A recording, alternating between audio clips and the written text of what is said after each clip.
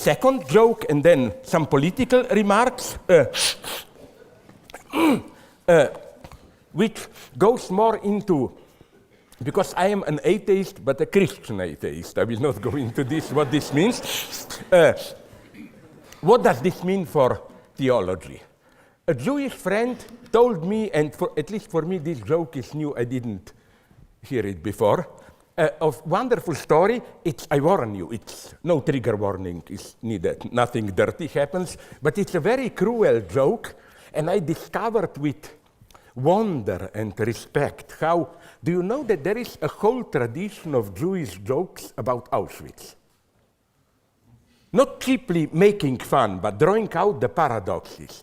And there is something, we don't have time to go into it now, very deep in it. I claim that when, for tragedy to take place, it must happen what is going on within certain limits, where the victim retains its dignity, you know, tragic victim. When things get really terrifying, a mode of comedy has to enter, which is not a comedy where you just laugh, but a horrifying comedy. Okay, so the joke is this one. In paradise, some Jews who were slaughtered at Auschwitz, nice life there, sit at a bench and talk about their memories of how they were killed, making fun of it. Like one says to another, do you remember, Jacob, how when they dragged you to gas chamber, you slipped on something and hit your head and died even before you entered gas chamber, and oh yeah, that was so funny and so on. Now comes the deep insight. Then God, also taking a break, God himself walks by them, listens at these jokes and says, sorry guys, I don't understand it.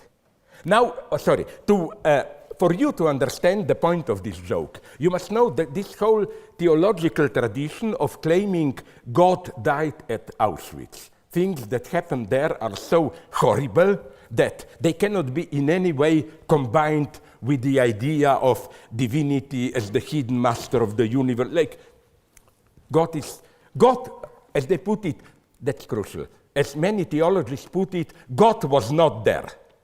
Okay, so God comes there and says, sorry guys, I don't understand it.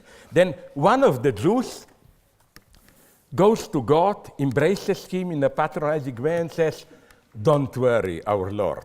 You were not there, so of course you cannot understand it, you know. But you know what's the beauty? It's not, in this version, it's not that God cannot understand the horror. He can. He's all-powerful. He cannot understand how it's possible to make a joke out of it. God doesn't get the joke. In this sense, I will not go into it now, I think that what I call materialist theology retains God, not as real God, old guy up there, but as some kind of a presupposed agency which registers things, you know, and we all rely on it. As Jacques Lacan put it, the moment we talk, we believe in God. Why? Because we believe that when something is spoken out, registered, it exists in a different way. To give you an extremely simple example, didn't it happen to you, unfortunately, with my bad manners, it often happens to me, you are with a couple of friends, and some of you, in that case it was me, did something horrible and shameful. You know that everybody else knows it.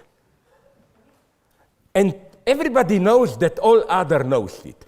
But nonetheless, everything changes the moment one says this publicly. That's the moment of registration. But what I want to say is that I like this theological idea that God is like a benevolent master who allows you small niches where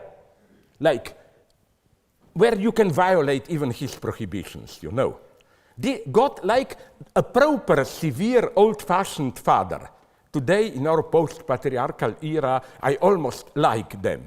Because no matter how severe they pretend to be, that's how traditional authority functions, the idea is always, do it violate my prohibitions, but discreetly. I don't want to know about it. And according to some good theologists, this is even what you have in 10 Commandments. You know, the commandment, don't celebrate other gods. This is not the correct rendition. It's in the Bible, Old Testament, a much more ambiguous statement, which basically means don't praise other gods in my presence. Like, you know, do it, but discreetly and so on. And, okay, I will not get lost here. I'm talking too much. So